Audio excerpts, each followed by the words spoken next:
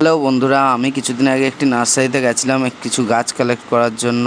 এগুলি কেনার পর দাদারা একটি পাইপের মধ্যে সমস্ত গাছগুলিকে সুন্দরভাবে ঢুকিয়ে প্যাকিং করে দিল, যাতে আনতে গিয়ে কোনো গাছের কোনো প্রকার ক্ষতি না হয়।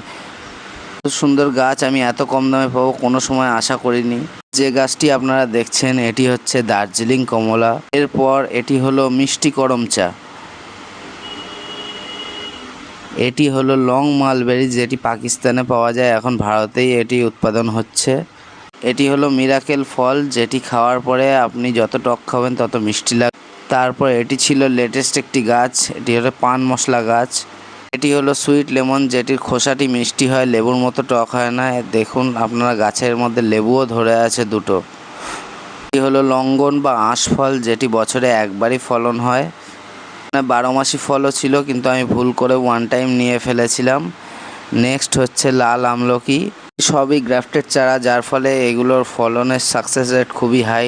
এরপর নিয়েছিলাম দুটি আঙুর, সবুজ এবং কালো। সবুজ আঙুর গাছের নিচের দিকে দেখছি পাতার কুশিও বেরোনো শুরু হয়ে গেছে। পাশেরটা আছে কালো আঙুর।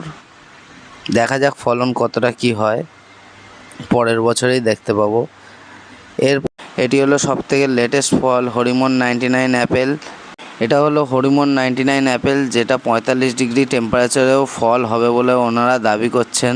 লাস্ট হচ্ছে এই তেজপাতা গাছ, যেটা ওই দাদাটা আমাকে গিফট করেছে। আমি নাম্বারটা দিয়ে দিলাম, আপনারা চাইলেও কিনতে পারবেন।